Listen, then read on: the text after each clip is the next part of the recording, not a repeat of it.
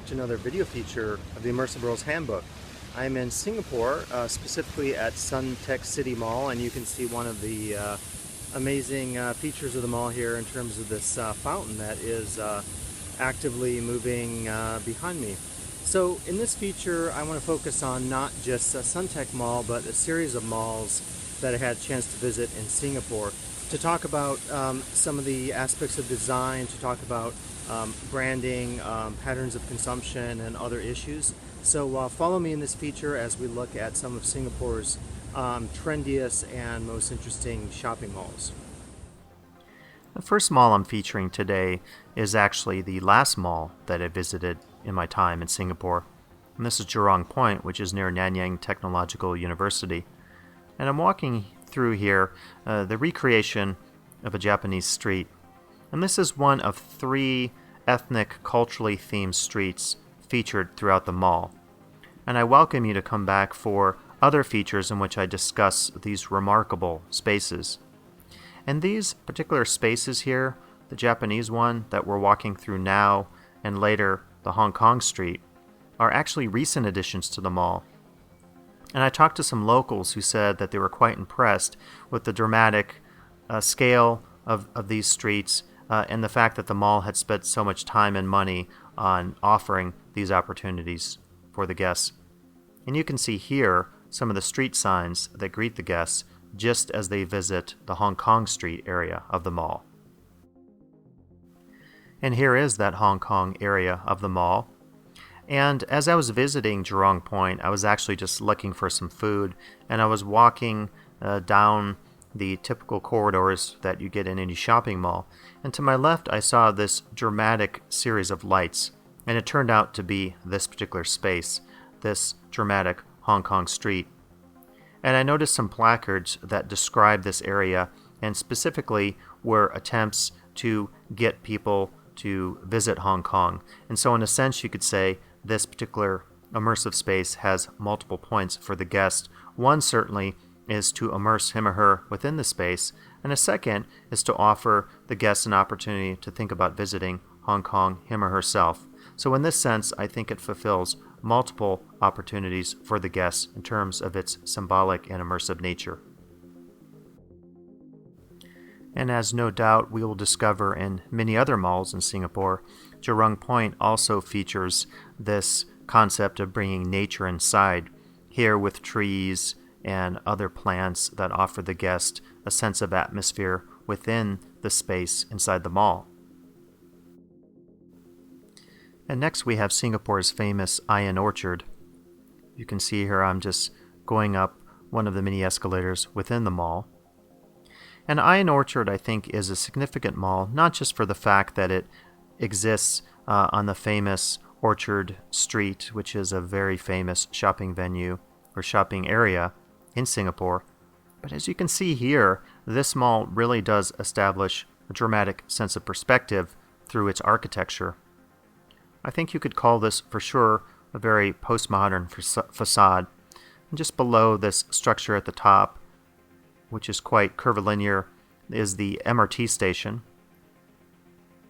And I think, like in many other malls in Singapore, this is one that is dramatic for the sense of scale that it approaches the idea of shopping and consumerism.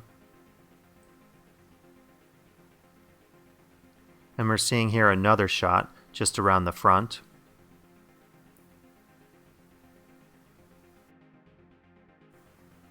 And here we're back outside Ion Orchard, and you're able to see here some of the dramatic sculpture that greets the guest. And like many other malls and theme spaces in the city of Singapore, I think it's quite significant to use sculptures or aesthetic features and design elements of various sorts to give guests the sense of a signature space, an iconic space that he or she will certainly remember. And here we see another example of an experiential component just inside the mall.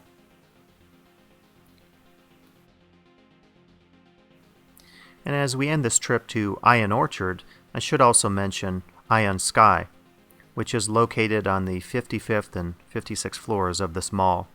And I'll offer you an additional video feature about this space because I believe it is quite remarkable in its design and conception and use.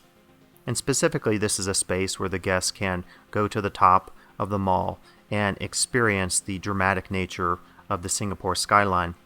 And I think in this sense, it's a quite remarkable feature to offer the guests in terms of an experience, because it gives them a perspective that is unlike many other perspectives, save that at the very top of the Marina Bay Sands. And the next mall on our trip here of malls in Singapore is Clarke Quay. And this is a quite curious mall that I discovered just on the water, and one that, not unlike Universal, you could see here, has open spaces, coverage of those spaces to protect from sun and rain during the extreme weather that certainly can be experienced in Singapore. And this space, I think, was quite remarkable, not just for some of the design elements, but for the admixture of various restaurants and lifestyle stores. There are quite a few themed venues within the mall, and it's a mall certainly I think that could stand its own in terms of comparing with Las Vegas and other Western-style malls that offer a combination of lifestyle choices of retail, shopping, dining, and other opportunities for guests.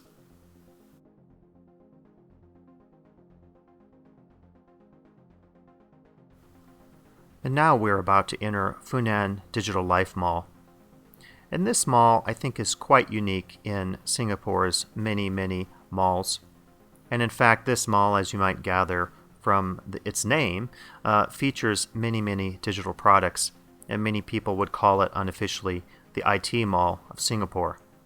Anything that you could possibly want, from computer products to cell phones to chargers to any kind of technological device, can be found at this mall. And as you saw in the last shot, there are many, many levels to browse and explore.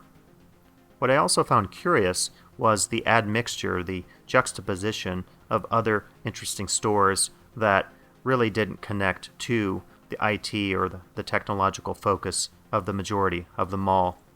So in this case, you can see you have role-playing game stores, numerous examples of stores that sell action figures and toys of various sorts.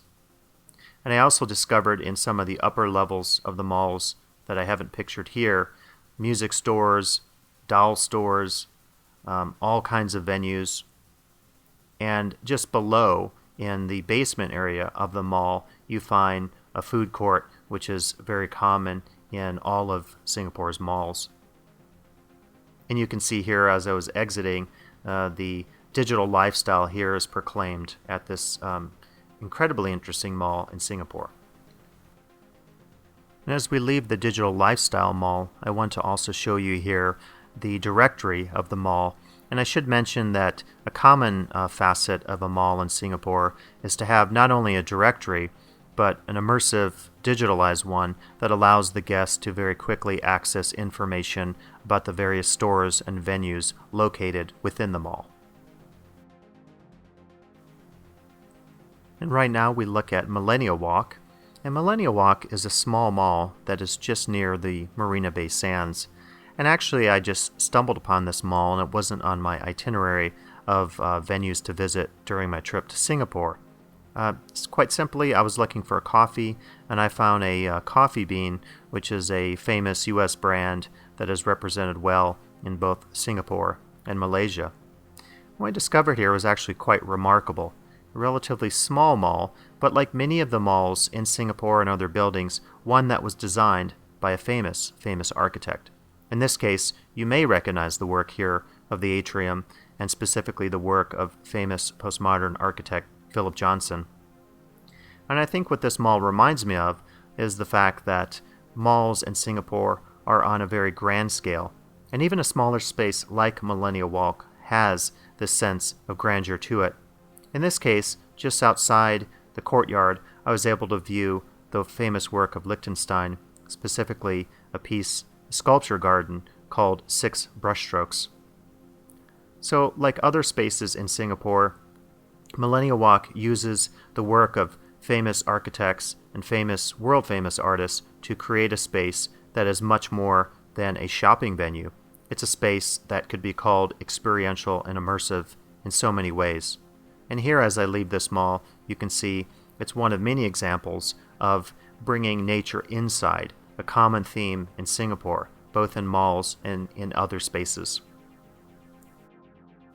And leaving this mall, we have a much different space, specifically Mustafa Center. Mustafa Center in Singapore as a shopping venue is certainly world famous. If you've seen any of Anthony Bourdain's travel shows, specifically ones in which he's visited Singapore, you certainly are familiar with his fascination of this interesting shopping venue. And of all the venues that I've featured in this video, this is certainly the most unique, and I think is marked not as an experiential sense in the ways that you might think of some of these other malls with opportunities for immersive entertainment and aesthetic approaches to design and architecture and other features, sculptures, and so forth. In this particular case, the emphasis certainly is on the products, and specifically the multitude of products that are available to the patron. Somewhere near 300,000 different items are sold at Mustafa Center, and this is certainly amazing in terms of the scale of the place. On my particular visit to Mustafa Center, I was unable to capture as much video and still photography as I would have liked. It turned out it was on a Sunday, and the mall was extremely packed, and thus it was very difficult for me to even move around, and certainly challenging to get a decent set of videos or still shots. But what I did capture here, I think, does show you the uniqueness of the space. Aisles after aisles offering every possible sundry good that you can imagine. In this case, we're looking at the many levels here that offer aisles of food of various sorts, in this case featuring Indian cereals.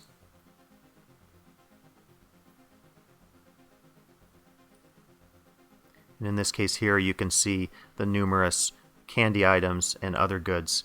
And so this is a mall certainly that is much different from the others that I've featured, but one that is quite famous and worthy of mention in this video feature. And leaving Mustafa Center, we enter VivoCity.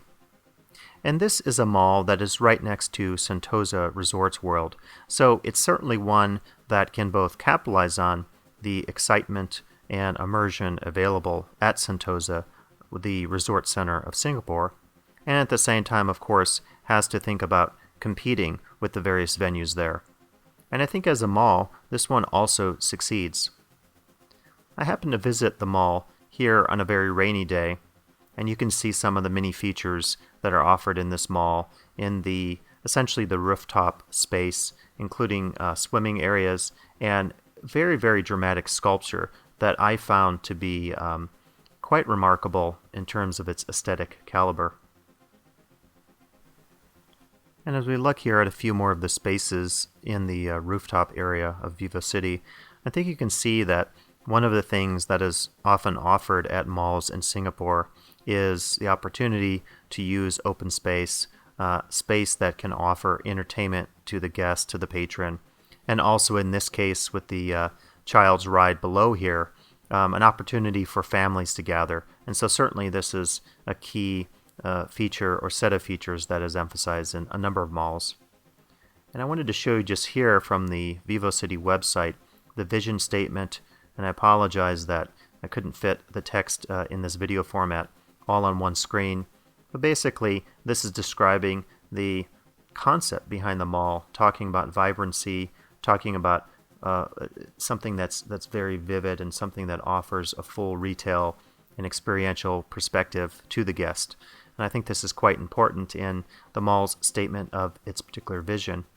And this as well from the website talks about the design and specifically talks about the famous Japanese architect who was responsible for the architecture, discussing the utilization here of nature, culture, and open spaces, which I think I've mentioned in other features is a common theme of many entertainment, leisure, and shopping centers in Singapore.